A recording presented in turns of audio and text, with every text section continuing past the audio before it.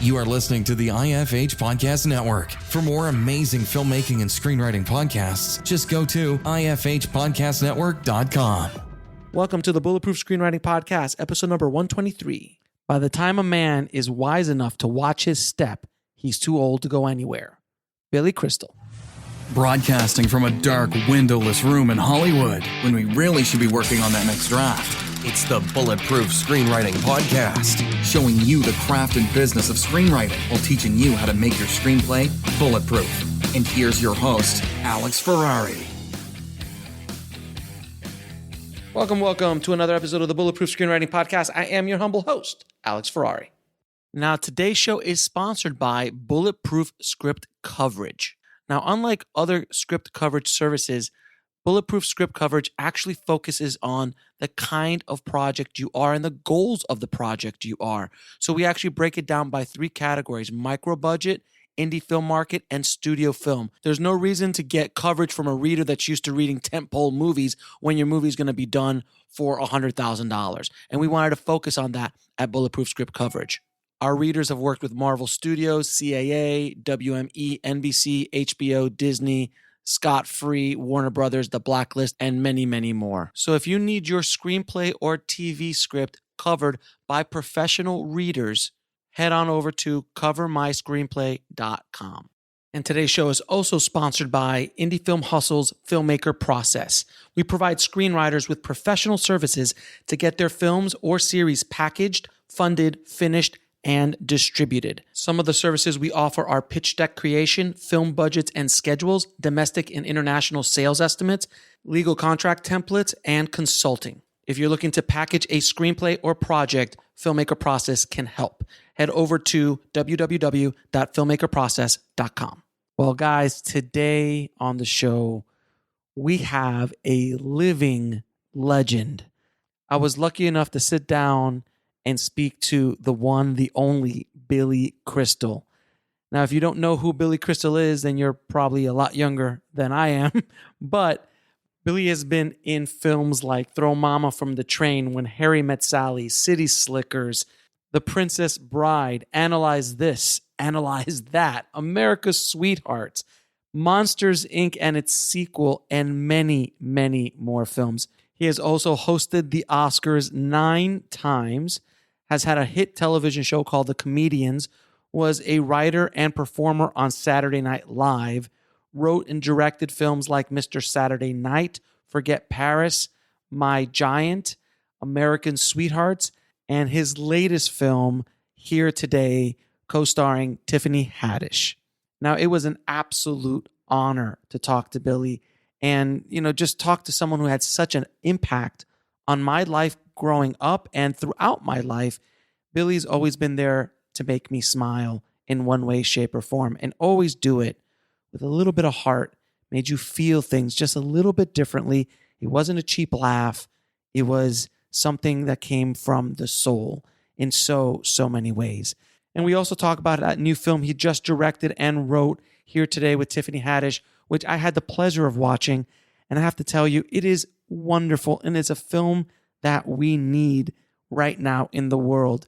It is funny. It is heartfelt. It makes you think. There's going to be a conversation afterwards. It just pulls on every single emotion you can imagine in this film. It is wonderful, and I cannot recommend it highly enough.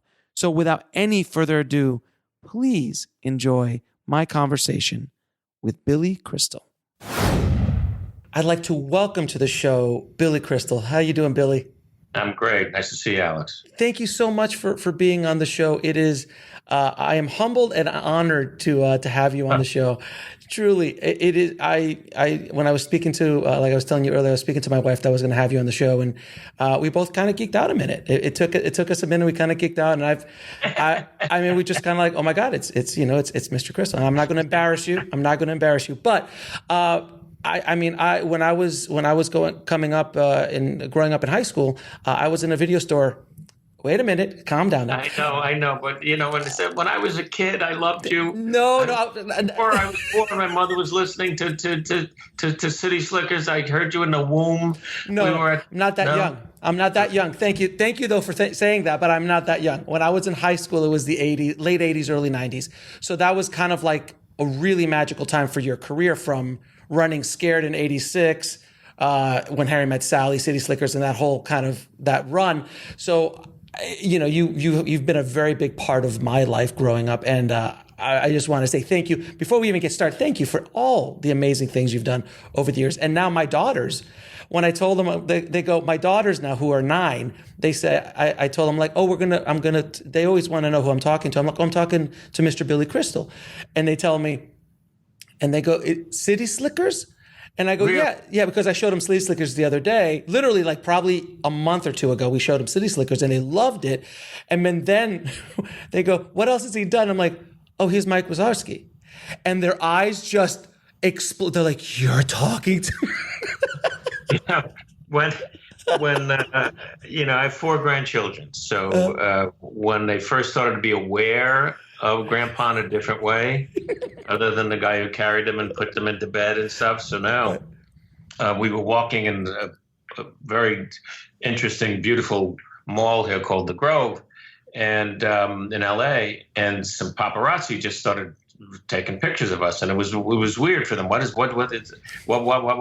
Because I hadn't mentioned anything, and they were little, So I said, well, I'm in the movies. I do movies. And who? Well, I'm Mike Wazowski. And they flipped out. They just flipped out, like your daughters, except they're my granddaughters. So They would call the house looking for Mike Wazowski. So if I answered, hello, oh, is Mike there? I'd have to be, hold on, I'll get him. That went on for like 3 years. I mean, it was just I'll get him. Oh, I said, is it those kids again? Yeah, Mike. Oh. So I appreciate it. We have a new series coming out called Monsters at Work, which will debut July 2nd on the Disney Plus. We just finished 10 of them, John Goodman and I, and a whole new cast of wonderful new characters. So it'll be kicked up again, But listen, if it's Mike they know me by, I'm very happy about that. He's one of my, if not my favorite character I've ever played. He's the Monsters Inc. I mean, we have to get started with Monsters Inc. I mean, when I first started, like that last scene, just like tears. I don't care if you don't have a heart, you have to cry in that movie. It's amazing. It's amazing. Now, how did I want to let the audience? I want to go back a little bit into your career. How did you get started in the business? Well, it's 2 separate kind of answers, Alex. I mean, I got started when I was about 3-4 years old, literally making your parents laugh, your relatives laugh. I had 2 older, funny brothers. They're hilarious still. And, when you're the youngest and the shortest, you tend to be the loudest. So I had to fight for my spot, and usually when we had an act together, I would close. And I'd be on the coffee table, and I was sort of like a little Jewish Don Rickles at 3, 4, 5 years old. I could imitate them and so on and so forth. And that never stopped. That just has never stopped. And when I graduated from NYU Film School, I had 2 wonderful friends that we did improv together, because I was always, still doing comedy in some way.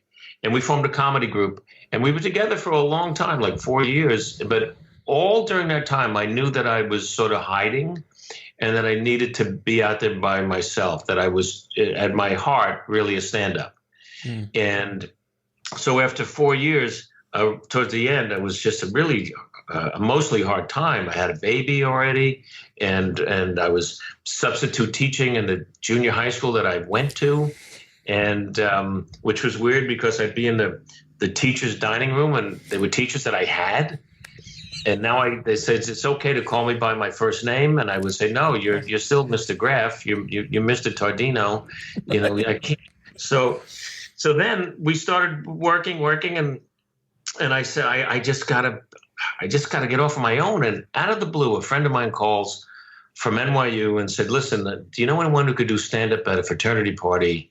A ZBT house on Mercer Street in the Village. And I instantly said, I'll do it.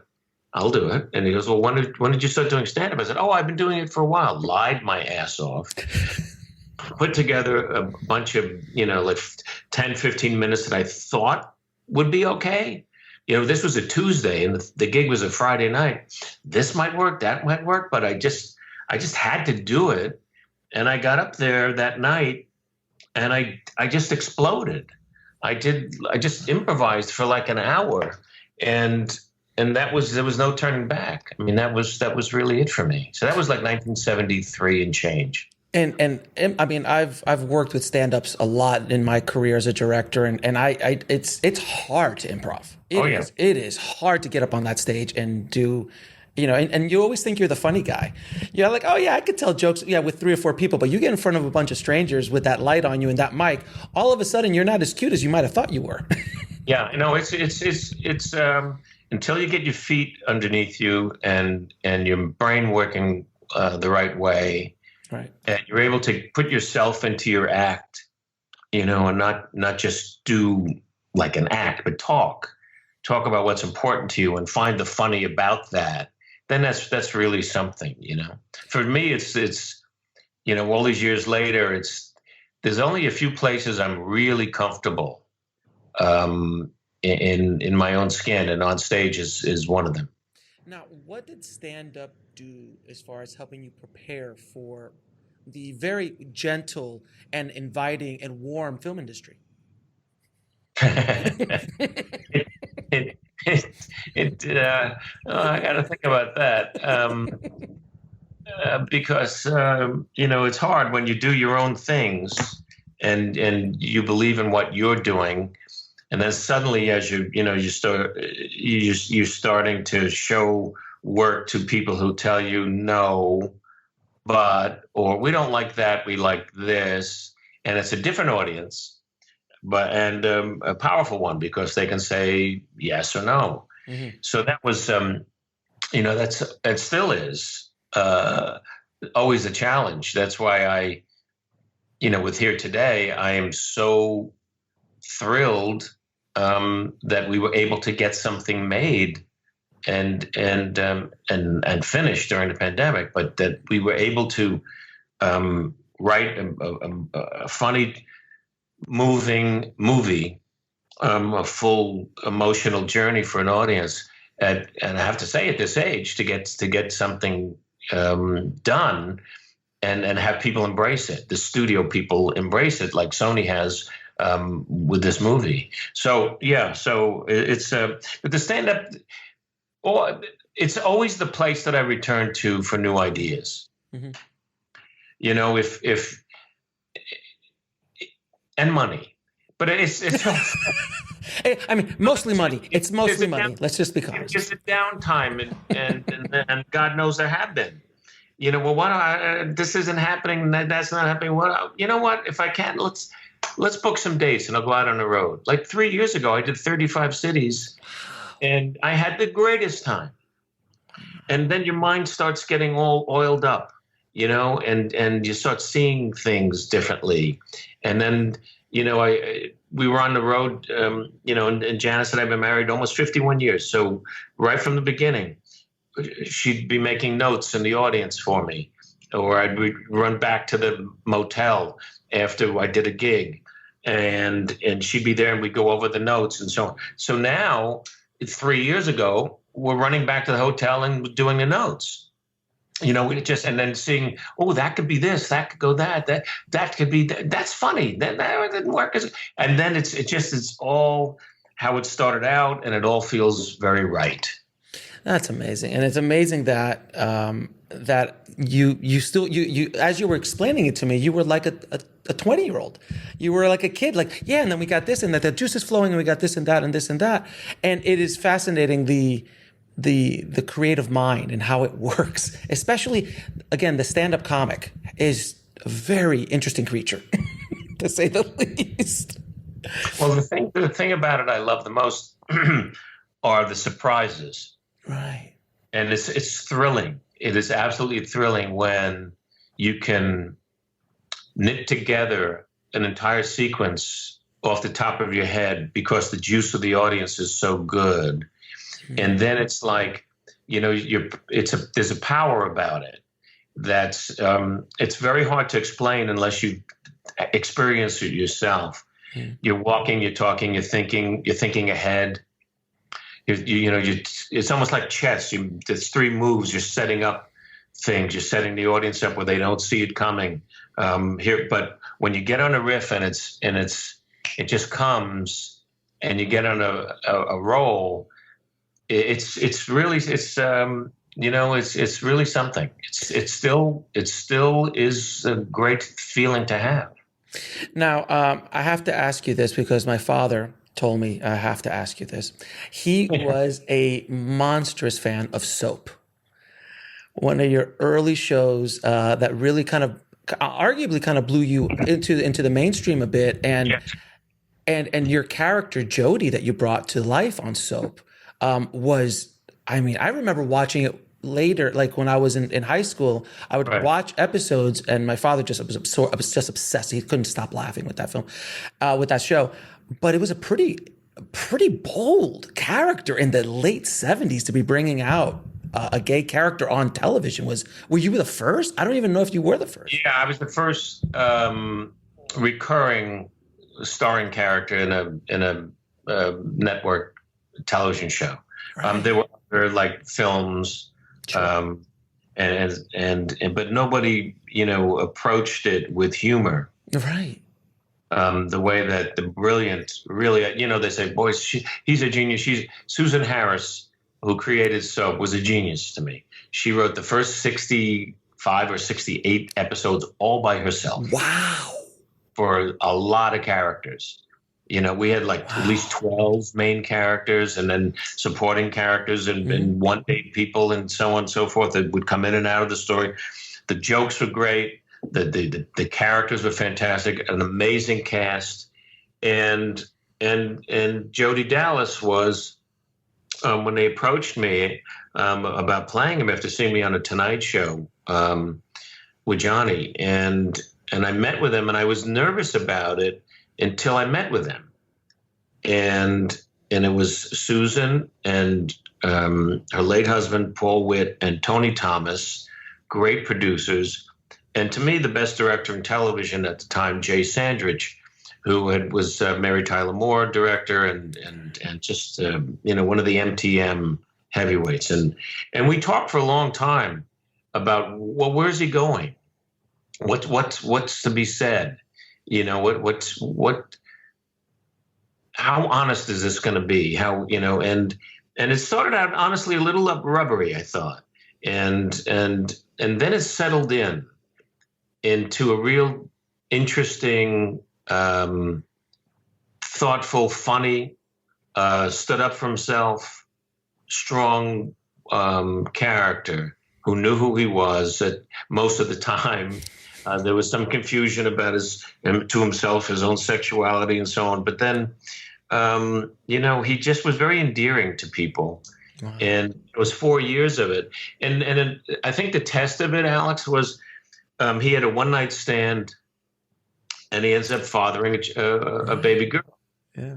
And his the mother sues for custody, and it was a big court battle. That was my story, because it was a soap opera. So your story comes around every couple of months sometimes, which was frustrating. But Jodie wins custody of the baby, and they did a poll. I remembered, I guess ABC did it, who should get the baby, and it was almost unanimous that Jodie should get the child. And I thought that was the victory of the character. Wow. That the trust for a single gay man to get custody of the child. So I'm very proud of those years. It was 4 years. I saw on Twitter, I don't know, 2 weeks ago was the last episode of Soap aired in 1981. Right. So I guess 2 weeks ago. I don't know. But it was a great group of actors to work with that really were supportive of me, knowing the pressure that I was under. And Richard Mulligan, who played Burt Campbell, was a genius, and Catherine Hellman, who passed away last year, also just really nurtured me. Mm-hmm. And Robert Guillaume, bless his Soul, who played Benson. Yeah. But Bob was very, very. Oh, he's such a strong man. We'll be right back after a word from our sponsor. And now back to the show. That to play a black servant for white people, rich white people, that he played it with dignity and with humor, and sometimes was the only sane one in the cast, and sometimes we were both portrayed that way. The only two sane people are the gay guy and Benson. Back then they would say stuff like that. And Bob was very nurturing for me. And, he would wait for me when I would do a scene, and I'd come off the set. He'd be like one of the first ones there to give me a hug and say, that was really good, so on and so forth. And we had a long talk about it once. And it was really beautiful. We said, our two characters are minorities. And so we have to stand up for each other. And it was a beautiful thing. All the people there were great, just great. Well, I mean, from there, you're a legendary actor who's been in so many classics, and I said again, don't want to embarrass you, but you're a veteran actor who's been in tremendous amounts of. But I like legendary better than veteran. Yeah. Well, I mean, I had a choice. Legendary always means he's old. Which I am, but I'm in good shape. Everybody, you get paid more as legendary as opposed to veteran. I think that's generally the difference. But you've not only been in so many amazing films as an actor, but what a lot of people don't realize too is you're a very accomplished writer and also an accomplished director. And one of the things I've noticed in a lot of your writing and directing in some of your projects, but writing, is that you pull from your life experiences as a writer with things like My Giant, Mr. Saturday Night, America's Sweethearts, The Comedians. Do you find it easier to write that way, like to pull from things that you know? Because I remember watching, it might have been one of those PR junkets from America's Sweetheart that you said the story like, we just kept doing these things. I'm like, this is kind of ridiculous. Someone should write a movie about this. And My Giant was about you and Andre and Princess Bride. Like, is that a fertile place for you to write from? Oh yeah, I think that's you write about what you know, what you feel, and the longer I'm around, the more material I have to draw on, either as a writer or as an actor. Is life experience, and sometimes those aren't fun experiences. But I liken sometimes. My work to Rumpelstiltskin, the fairy tale character who would turn straw into gold, and sometimes you take the straw in your life and you turn it into gold, and I did that throughout. You have to trust it, that if it's real, and you make it something artistic. There's a line in here today: is I take the truth and make it more interesting. Yeah. And as a writer, and that was very true for what 700 Sundays was on Broadway. Was a story of my life and my relationship with my father, both alive and when he passed away, the aftermath of a sudden loss when I was just 15. And so it's real, it's painful, but you know what happens, Alex? If you tell it the right way, when you're on stage, you see the audience nodding their heads. Mm-hmm. You see them engaged. You feel the laughter. Of course, you feel the tears. It's a very powerful feeling to be on stage, like I did every night for years on Broadway, feeling the audience, feeling your pain because they're feeling their own. And I think that comes with, a confidence that sometimes you just have to unburden yourself and let it go and just hope that it resonates. Now, there was another movie that you did. I think it was your first. It was, if not your first feature, it was definitely your first feature that you were the star or carried it, which was Rabbit Test. Ooh. Yes. I thought this was going to be pleasant. It was my first ever. Yeah, Joan Rivers directed it. It's about the world's first pregnant man. It's a farce. It's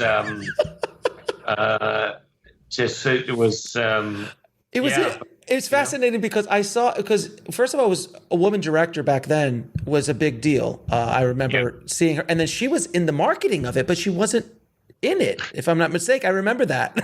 all the posters. She'd be on the with me with a belly and her pointing to it with it going like this, and with something on her that said director person.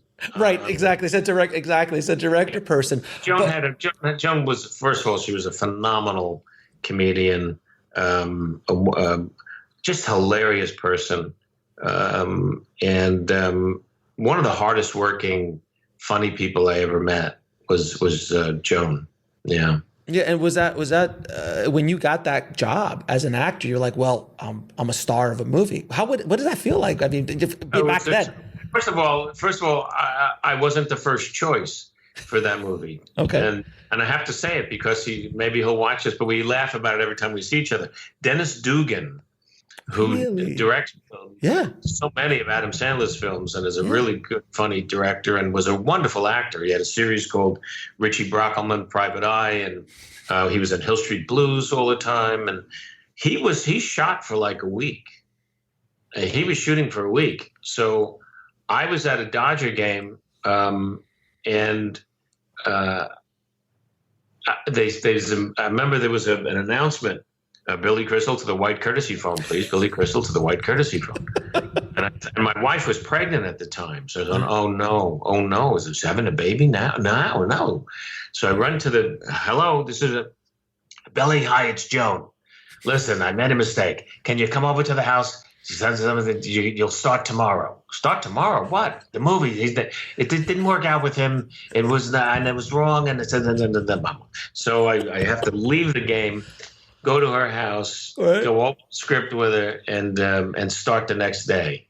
And and that's how that happened. Wow.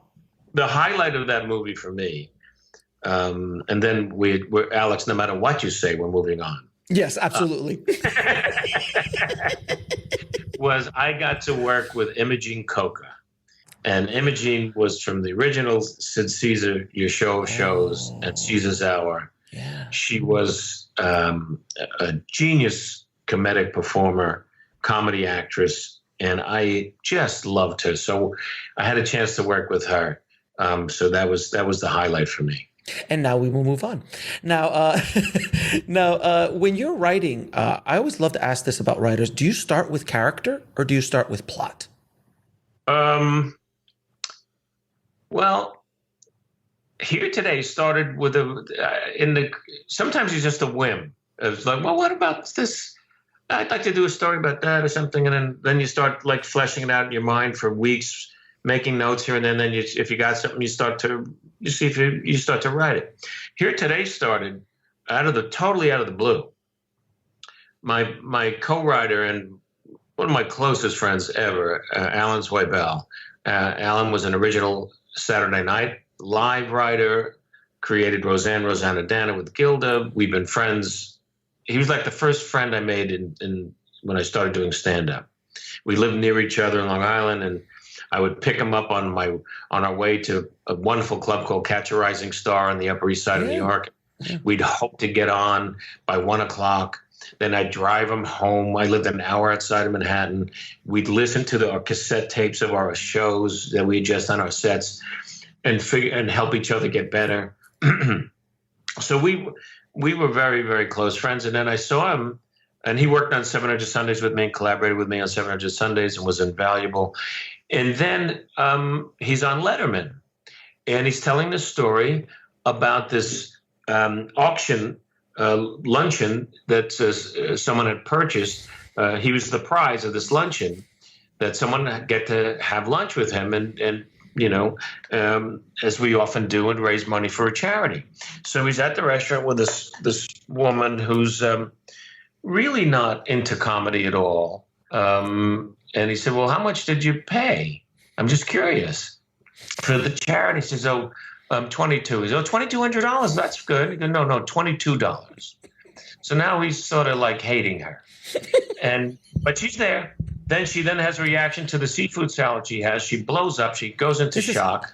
This is true, totally true story. He's telling the story on Letterman. It's hilarious. And he has to take her to the hospital. This total stranger. She doesn't have insurance. And his charity luncheon cost him, I think, like $2,200. So I'm watching the show, and because he's on, and I start typing right away on my computer. And I sent him an email saying, Al, what a hilarious story. This is a great way for two people to meet. Who are they? Where do they go from here? If you're interested, this could be a really, really great way to launch a movie. So we talked the next day, and then we just started. Who could they be? What could happen to them? And I wanted to do a story about an intergenerational teaming. And not a love story, but a love story, but not a romantic love story. Right. But a movie about friendship, about support, about empathy, which I feel is so lacking, And then, so now, all right, so then you go, who are they? And so on and so forth. And Alan and I both had a very wonderful relationship with the senior writer at SNL. From the beginning and from when I was there in 84, 85. His name is Herb Sargent. And Herb was in his 50s when everybody wasn't. And he was very much who Charlie Burns is in Here Today. And we just loved him. He was witty. He was funny. He wrote most of the jokes for Weekend Update in the beginning, helped create that section. And he just sort of like would roam around and approve or disapprove of what you're writing. You always asked him, what do you think? And he'd give you an honest answer. And he was just the greatest. And so we thought that was a good guy. And then I was in Penn Station in New York. I was heading out by train, and I saw this little band, this woman singing with a combo in the waiting room at Penn Station. And I thought, well, that's interesting. Then I saw her again in Soho on the street with like a gypsy jazz band. And she was great. And I emailed Alan immediately and said, this is who she could be. She's a performer. She's got bravado. She's sassy. She, and she's got a career that may happen, and so on.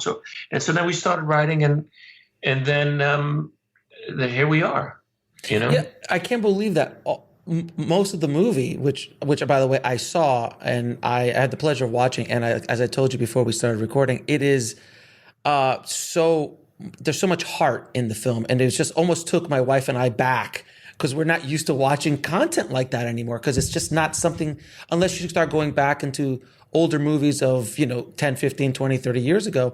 That's what I kind of grew up with, the City Slickers of the world and the When Iron Met Sally. There's heart in those films. There's heart in those stories. And it just was so wonderful. I can't believe that a lot of that was based on a true story, or started at least. It's a short story he wrote called The Prize, and Alan was the prize. And so it just took off from there. And then, the added element of, that he had suffering from the early onset of a form of dementia was something that I was dealing with a relative of mine who was a novelist. It was my aunt. It was a brilliant woman. And she came to me one day and said, I'm losing my words. I'm losing my word. And I thought that was profound. Yeah. And took care of her. And we thought, well, what if Charlie has that, a funny man who's losing his funny, who's losing his currency, which is his words, is starting to go broke, has a great deal of drama about it. And then, as they become friends, for her to give up a promising career to take care of him is the ultimate kind of friendship and really defines love. So we decided to go that way, and we did, and we're, it's a really funny movie. Don't get me wrong. I was about to say, how do you balance that it's a pretty heavy conversation when you're talking about dementia, onset dementia, but yet it is funny and heartfelt. So you really balanced that so beautifully, to the point where it wasn't too sad and it wasn't too funny. It just has a perfect kind of just right balance between them. How do you balance that as a writer and a director? Well, as the writer, that's, Al and I were very careful in where we were going. And as a director, it's making it real and trusting the performers. And when you have somebody as wildly funny and charming as Tiffany, and being able to play off her and counterbalance that with his appreciation for her and his affection for her, which grows. So the movie and the story grows on you. Keeping those at the right levels was really, I think, the task. And creating a whole other life for him, which I think is, for me, very interesting in the movie, about his late wife, who comes to life in his mind, and shooting it with, the subjective camera, which is me, and you get to know her, and you get to love this woman who, was taken from him, and she's funny and she's charming, and so I would shoot her, and I'd be right behind the camera. So she would talk right to the camera. So she's like talking to Charlie. Because when you remember things, Alex, you don't remember them in two shots or wide shots, or you just remember what you see. Mm-hmm. So that was I think a choice I made while we were writing. I said I could shoot it this way, because I knew right away I wanted to direct this, and I told Alan I know what this should be. And when that happens, it's a wonderful feeling. I hadn't directed a film 20 years. In like 20 years from in a movie, which was just on the other night again 61. On HBO, honoring the 20th anniversary of 61, about Maris and Mantle, who I knew very well. And I'm not in that movie, but there's as much of me in 61 as there is in here today. Because I love those guys in that year, but you have to just make sure that the balance is right, and it's a tricky one to pull off, but I know we did. Now, how do you direct a force of nature like Tiffany Haddish? Like, I mean, she is a literal force of nature as a performer. She's so wonderful, and you guys have all the chemistry in the world, by the way. You could just tell that you love each other. How do you direct that? And not only direct it from off camera, but how do you direct it while you're in the scene with her? Like, that's a juggling act, to say the least. Oh, for sure. She's a brilliant talent. And she from the time we first met, I told her what I needed from her and what I didn't want from her. Okay. And that, yes. So I said, I need Emma Page. And when there are moments where I need Tiffany, we'll plug those in. Yeah. But you have to, and she was so grateful for the chance, I guess, and looking forward to it so much to stretch her talent. Mm-hmm. And she just gave herself over to what I wanted her to do. And if it wasn't comfortable, we talk like you would with any actor or actress. And then there are moments where I just let her sprinkle. They need something here. What do you think? What do we got? I'm here. I'll be right there, And so, and I needed her to get emotional in a way that she hadn't before, which she was very scared of. I said, and I kept telling her to just stay in these moments. It's hard, with movies are frustrating to do because they're forever. And you have to hit that moment, and as many takes as it is, the director needs to satisfy the movie. And movies are a collection of moments. So we have to get to a certain place. So there's a moment where she cries, which was very difficult for her to do. But I was sitting there with her on camera, and the camera's behind me, and she was fighting it because that's a natural instinct for anyone not to, show emotion in their life, and she had a tough childhood, and she, would, and she didn't want to get there, but I talked to her just very quietly. We'll be right back after a word from our sponsor. And now back to the show. And it's hard because the crew is all around. Right. So you clear out everybody that doesn't need to be there. It's just me and her and the camera behind us. And I just talked to her, and it came, and suddenly it's there. And it's a beautiful moment where she's listening to Charlie talk about the darkest moment in his life. And it's just bonds them forever. And, I think she has extraordinary personality, and there's so much there for the world to see. And I'm excited for what she's going to do next. And I kind of can tell when you let her go a little bit, and when it was Emma and when it was Tiffany, because you can kind of sense that while you're watching, because I've watched Tiffany. I've been a huge fan of her, so I can see when she goes off the, she does Tiffany. When she's Tiffany, you can tell. So like that scene in the bedroom with that's all Tiffany. Yeah, let it go. And you know what? When we came to the editing room, I said, you know what? It's going. I love it. Yeah. It's just she looks so cute with the way she smiles and looks at him. It's so great.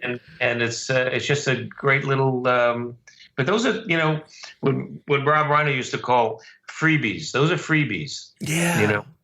But that's when you work with somebody like that, and they can just do that. It was very exciting to, and I'm sitting opposite her, trying not to laugh and knowing this is good. And then she just went, and then, in the editing room, I just said, no, let's keep that. I want that. Yeah. Now, you've worked with some of the most remarkable film directors in history, really remarkable, list of people you've worked with. What is the biggest lesson that you've taken from one of those directors, any one of them? I guess Rob, because Rob's got a fantastic ear. Mm-hmm. Rob does, and there's a line that Charlie says in a meeting with the two other head writers of the show that he works on in the movie, and he turns to her and says, "There's a music to comedy. There were notes." Yeah, it's a great line. Notes. And that was very much a Rob thing about when we were doing Harry and Sally, about hearing it the right way. The inflection, which drives Charlie crazy when they inflection. Oh my God, the inflection thing was that blow up was genius. Oh my God, it was great. And so I think, Rob, sure. And then directing yourself, I learned so much from. I love this guy, Danny DeVito. I just adore Danny. Yes. And Throw Mama from the Train is a really, really funny, odd movie. And to watch him handle both things, mm-hmm. Both jobs so effortlessly. And the DP in that movie was Barry Sonnenfeld. I've had Barry on the show. He's remarkable. Yeah, and he was a DP. He also shot When Harry Met Sally. Yes.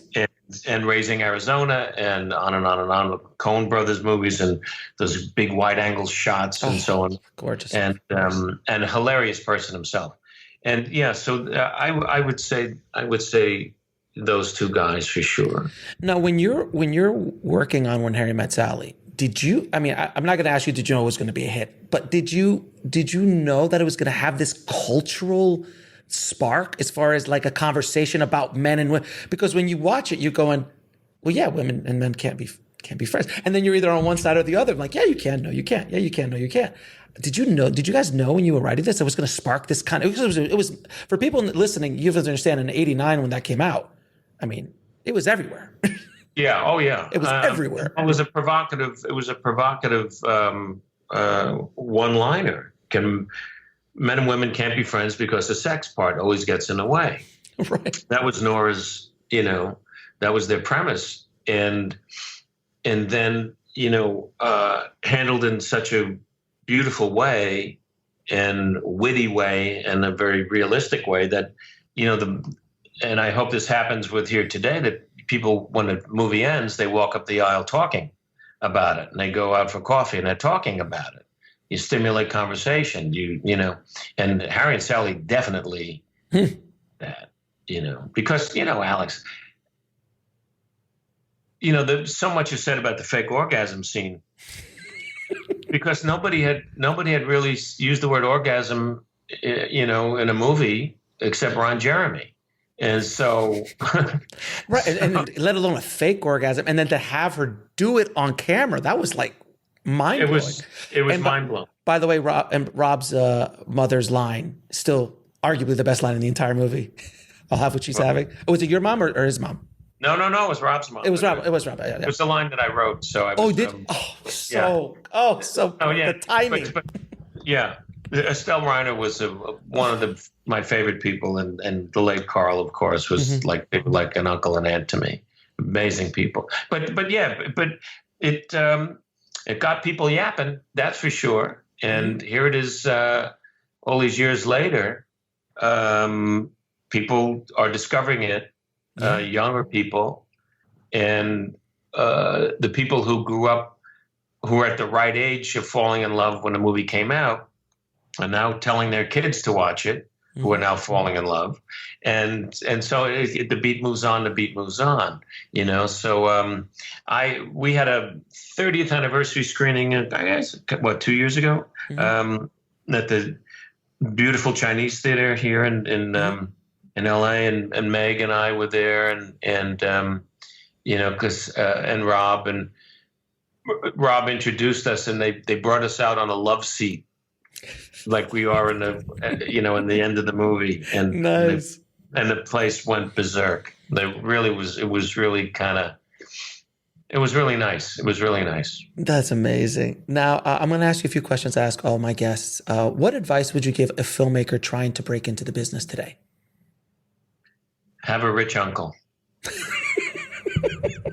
That's the best way to get in. It's so hard.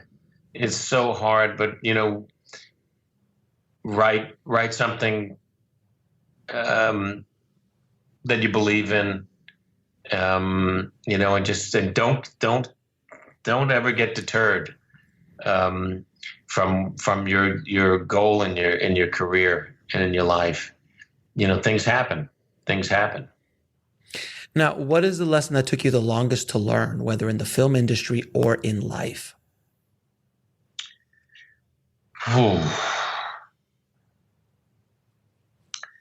I guess patience. It's mine. Patience is the big one. And 3 of your favorite films of all time, as of right now, not forever, but just today, that you can think of. Some Like It Hot. Genius. Both Godfather films. We'll count them as one. Obviously. Even though, obviously. Oh, and it's a movie from the 40s. Every time I see it, I cry.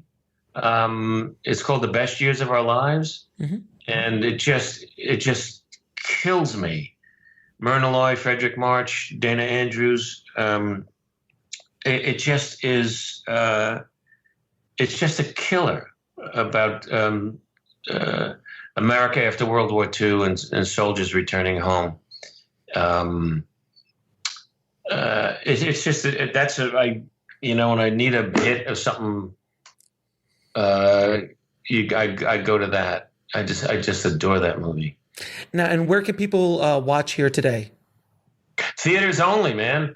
Theaters only. Yeah. So 2019 of you.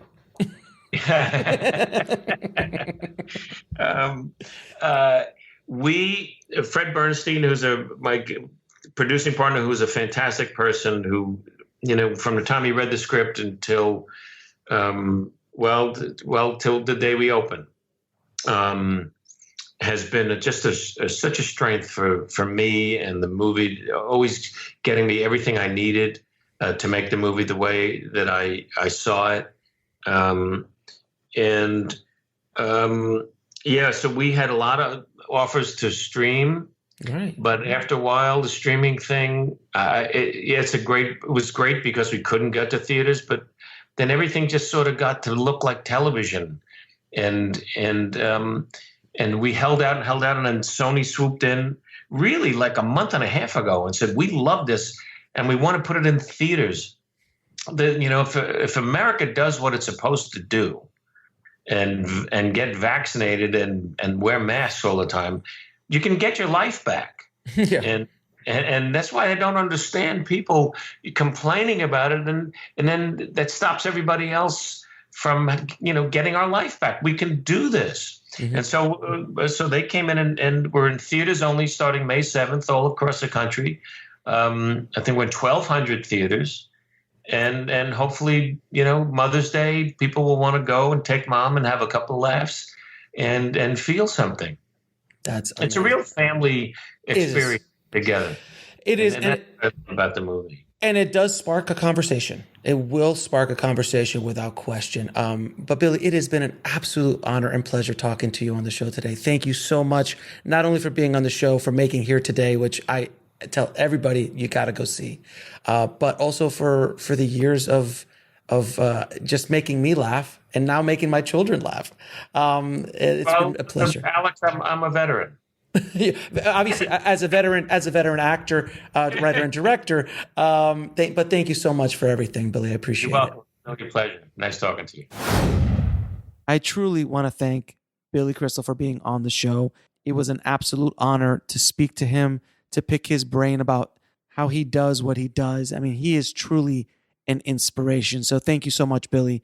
If you want to get links to anything we spoke about in this episode, including how to watch Here Today, which is opening today, head over to the show notes at bulletproofscreenwriting.tv/123.